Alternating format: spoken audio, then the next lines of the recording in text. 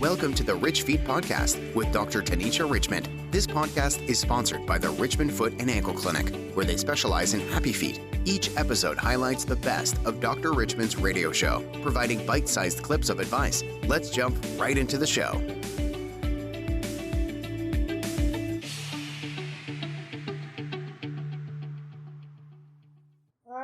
Reverend Johnson, we had someone call in and they had a question, and so let's talk about the question. So it's a question coming from a parent that has children who are identifying as same gender loving, right? And how do we deal with that and be morally consistent with that?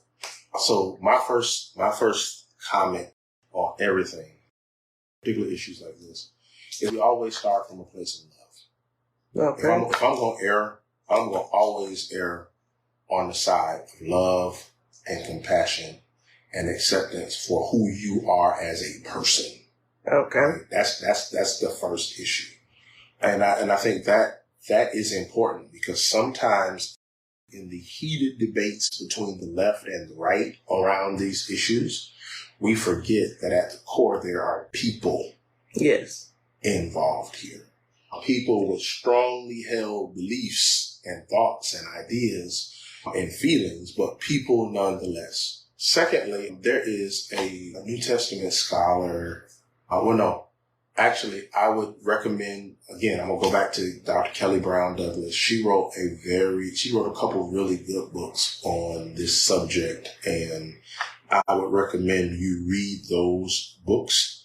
Because I know we're on a radio show and the nuances around this conversation are as such that trying to jump in and give black and white answers may not be the most helpful thing, but I will point you in the direction that you might be able to go and get what you need. So the first book I would recommend you read is Sexuality and the Black Church, A Womanist Perspective by Kelly Brown Douglas, and another book by her called Black Bodies and the Black Church by Kelly Brown Douglas. I would start in those places as a way of thinking through your theology and your response to your children, and to remember that they're always your children, and to love them and to accept them and to embrace them through this part of their journey.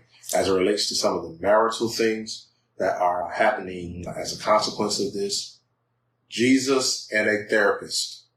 Jesus and a therapist. Okay. No, real talk. This might be something, because again, ain't no handbook for real on how to raise kids, right? Like, everybody doing the best they can with what they got. And you don't know what you're getting till the child is born. Okay, let's be real. Yes. And so, show each other some grace and some compassion as you try to deal with this. And perhaps this is a great opportunity to see what God is doing in this creative conflict, and go see a therapist and have some conversation. All right. I like that answer. So today, actually, I wore my Tina Turner shirt to honor Tina. Her passing this past Wednesday. She passed from kidney disease. And on a medical standpoint, I actually read an article where she said she passed because she didn't want to take her blood pressure pills, which made her go into renal failure. Oh, wow. And I just wanted to bring that up as an African-American doctor, a diabetic as well, and a person with high blood pressure. I take 4 blood pressure pills happily to keep my blood pressure around 120/80. Every time I go see my doctor, because I worry about my kidney function as well, being a diabetic myself. And when I read that, I felt like that should be something more discussed, because she may have lived longer if she would have taken her blood pressure pills. And she actually mentioned that in one of her final interviews, that her husband gave her a kidney. 5, 6, 7 years ago. I guess it didn't work out. She may have rejected or something. And that's ultimately what she passed from, was kidney failure. But not to say anything on her life and what she went through, but as a physician, as an African-American physician with medical issues myself, and living with them and conquering them, because I've been diabetic now. I was diagnosed in 2001. So I've been diabetic now 22 years, and everything still works. And that's not by chance. It's by diligence. It's by, following my diet, trying to be as good as I can be, and taking my medications and seeing my doctor every 3 months and getting my A1Cs and my labs and doing all the things I have to do. And as a physician, when I read that, it saddened me. For all the money she had, she still didn't believe in medicine. And you talk about, historically our issues with healthcare, our issues with trust, especially in the African American community, with healthcare and people in the healthcare system, because all the way back to the Tuskegee experiment, we still have mistrust issues. As a pastor, being in the community and working with the community, did you have a lot of issues with people like not wanting to take the vaccine when we were going through the COVID? So I want to always honor Mother Turner, who has now become an ancestor of blessed memory. And I just want to say, not that we're going to get too deep into her life, but also stands as a great example of what it means to love yourself enough to get out of a toxic, abusive situation. And I want to say that to anybody who's in a toxic, abusive situation. You can look at her life and see that, hey, you know what? It don't have to be that way. You can make choices. Yes. And make a choice for yourself and get out of that in safe ways. And there are resources in the community to help you do that. Listen, and I'm going to say it this way because this is what it is. I don't care what some other pastor said about divorce. Ma'am, sir, if you're in a relationship with a spouse who is beating you, you ain't got to stay there. You need to get out of that. The Bible does not say you need to stay there for that. I don't care what they say. No. Yes, you're right. That ain't it. That's not it at all. The text teaches we should love our neighbors as ourselves. And the prerequisite is the Bible assumes that you love yourself. And you should love yourself enough to do what you need to do to get out of that. And if you need resources for that, the Artemis Center is here, YWCA, other resources for that. So, there's some, so I want to say that up front. Now when it comes to this healthcare thing, I remember COVID first popped off when we were all stuck in the house. I'm a reader, right? Like if I had the time and the space, I would probably never leave my house, particularly now that they deliver groceries and I have to go to the grocery store. Cook my food at my house by myself and sit and read and mind my business and listen to Bob, Miles Davis. That really, in my world, that'd be perfect. Mm-hmm. But I decided to read during the middle of the pandemic when the vaccine first came out, Washington's Medical Apartheid. Oh, you do be reading. Right. When you may need to type up a list of all the books you listed, because I know they're going to call the radio station later, like, what was that book Pastor Johnson said? Because, boy, you was a library. I'll try, which is awesome. Sometimes while you're talking, these things, the subject raises the book that you read. So I'll try to remember what I read. But I read Medical Apartheid, and I remember being freaked out. Like, man, I ain't trusting none of these folks. Is that Audible? I think so. Yeah, it's definitely on Kindle. Okay, it's on Kindle. Okay. What's cool is, and again, one of the reasons that I know Dr. Richmond is because when I needed a podiatrist with some of my interesting genetic foot issues, I talked to my doctor, and I try to make sure that if I can, my physicians look like me because they understand my diet, they understand my lifestyle. Yes. They understand culture in many ways. They understand what I'm eating. Yes. And why you eat it. And why you eat it, et cetera, et cetera. And so they're conversations that I can have, and then conversations that I don't have to have because they already know what's going on. Yes. I talked to again, my primary care physician. Again, shout out to Dr. Gary Leroy, my guy. All right. Yep. And we started talking about, these vaccines and how they were being developed. And then another good friend of mine, one of the greatest pediatricians in the city, Dr. Alonzo Patterson. He was working with, I think, the Gym City. Gym City Group. Yeah, Gym City Group, which is a group of Black physicians. Yeah. And we were on this committee to talk about what it means, what this vaccine is, how it was developed, and how we were going to help our people to understand that this wasn't Tuskegee. Yes. Right? Because folks was, I ain't taking that. They just made that yesterday. I don't know. And then, right, y'all know how we do, right? Yes. Some are still doing it today, right? I ain't taking that stuff to kill me. They running straight. They putting microchips in. Yeah. All of these things that we ran, again, Dr. Google. You don't want to be fooling with Dr. Google, all right? So I knew I was concerned, so I went to people I trusted, who I knew had real live medical degrees, who practiced medicine. Meharry had a great conversation about the vaccine and how it was developed. You know what Meharry is? Meharry is a black medical school, and they had a great conversation. And then we here community-wide got together with some black doctors. And we held at Bethel, we sponsored some community conversations online around the vaccine and let the community ask those questions that we talk about in the barbershop, in the beauty parlor, and around the dinner table that we don't talk about outside. We let those conversations be asked to black doctors who had treated our children. And I discovered that hearing those answers from people we know and trust really helped to move the needle on some of us. And thanks be to God, I'm gonna go ahead and confess, I've had my first shot, my second shot, and 2 boosters, and I'm waiting on them to send the 3rd booster. Yeah, it comes out in the fall. And I'm gonna be glad to have it because I see the difference, right? And they ask the questions about what about the side effects and what about these outliers. And it was good to have, and that's the beautiful thing about Dayton. We have a rich and really informed cadre of black doctors in this city. So that's how we got by that, and some people still, everybody ain't going to be convinced. It's like preaching the gospel. Everybody ain't going to hear you, but, hopefully enough of us hear you to be saved, right? And the proof is in the pudding as it relates to that. So, yeah. So, as a young pastor, a very educated pastor. Young is so relative. You young, you still young. I tell my patients, you're not old till you're 100.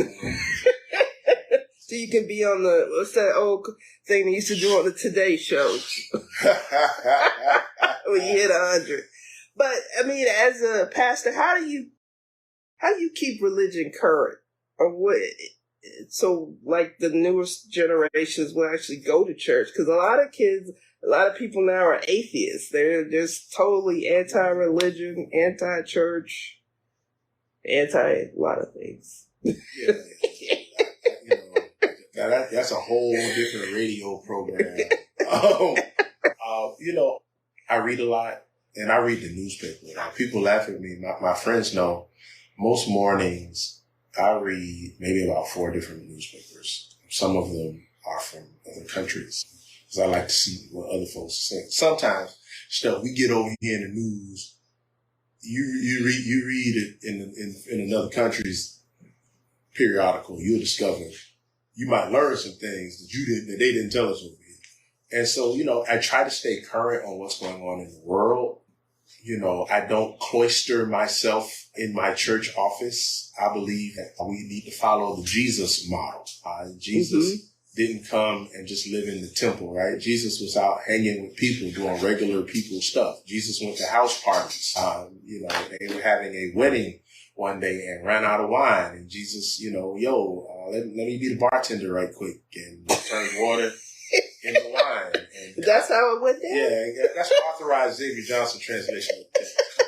Okay. And contrary to popular opinion, no, it wasn't non-alcoholic. No, it was real wine. So good that the head of the feast, who was already drunk, was like, yo, this is good stuff. That's it's in your Bible, right? So I don't cloister myself at the house. I tell Bethel all the time, you can be saved and have a good time and have fun. A part of what helps people to understand the gospel and the freedom that comes being a Christian and living and believing the gospel is to see us out in the world doing regular people stuff. So, I tell people, I'm a hip-hop head. I was the speaker for Jefferson Township's commencement last week. And I told them, hey, I'm a real hip-hop head, like old school. I remember listening to Big Daddy Kane and Salt and Pepper as a kid. Right? I listened to Biggie today. I theologize listening to Biggie and Tupac. I listen to Kendrick Lamar. I listen to the Fugees. I listen to Lauryn Hill. What am I saying? I do regular people stuff. And I think that is important. It's important that that people see Christians out being regular human beings. You ain't got to walk around with all white on or with your suit on and your big old cross around your neck and your big Bible with the holographic picture of Black Jesus on the front, listening to James Cleveland and Shirley Caesar all day long and talking about, oh, how you doing? I'm blessed and highly favored. That's annoying. Nobody wants to hear that. Just say, hey, I'm fine. Say that. Okay. Listen. Listen. You know, just be a regular person, but be saved. Treat people with love. You know, I'm preaching a series on evangelism at Bethel now, and I tell them the greatest sermon that people will ever hear is not going to be preached by me from this pulpit. It's going to be the sermon that's preached by your life as you interact with your family and friends and others that you know and even don't know, and they can see that you are a regular person facing the same stuff they're facing, but you're making it, facing the same struggles they're facing, but you're surviving. Why? Because you got Jesus in your heart. And you're loving and you're kind. And you might cuss a little bit every now and again in your head, but you know, that's a part of life. You're still saved, right? You're a regular person.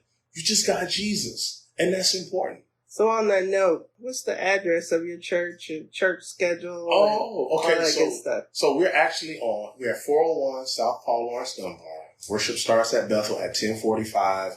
Most Sundays, if you get there by 10:45, by 11:45, maybe noon at the latest, you're gonna be in your car on your way to And this summer we are casual starting this Sunday up until I think like Labor Day. So you can come with your J's on and your T-shirt and just come have a good time. You come if you want to put a suit on, put your suit on. Some people gonna have that on. Just come as you are. We're having revival next month every Wednesday at 7. That's gonna be casual. And are you still online? We are online. You can catch us on the Bethel Facebook page, Bethel YouTube page. And your app? And we do have a Bethel app called Bethel Church Connect. You're out there on that. If you on Facebook, you can just look up Bethel Missionary Baptist Church. You're on YouTube, Bethel Dayton. So it looks like that's going to be the end of our talk today. Well, thank you for the invite. This was really dope. This is really cool. It's been an interesting talk. I think you'll probably be back on. Oh, Lord. So I'll be back on the 24th of June talking about probably feet. maybe not, depending on which guest I could get on the show. I hope today this was entertaining. This was enlightening. I really enjoy my pastor and I enjoy his mind. And hopefully we can get him to type up a list of all the books that he listed today, because now I want to go out and read some of them as well. My phone number is 937-228-3668. Practice is Richmond Foot and Ankle Clinic, 1323 West 3rd Street. And you can call us at 937-228-3668. And you can now text us at that number as well. And you can reach out to us through Google and through the website. Be patient with us. I am now the only podiatrist in the city of Dayton proper. So I am super busy, but we're trying to get people in as quickly as we can. Thank you so much for listening today. I hope you learned a little bit more about religion and ideology and Christianity, because I surely did. So thank you so much today for listening. And always take care of your feet. You only got 2. We hope you enjoyed today's show with Dr. Richmond, sponsored by the Richmond Foot and Ankle Clinic. The clinic is located at 1323 West 3rd Street in Dayton, Ohio. Zip code 45402. To book an appointment, call 937-228-3668, or you can learn more at richfeet.org.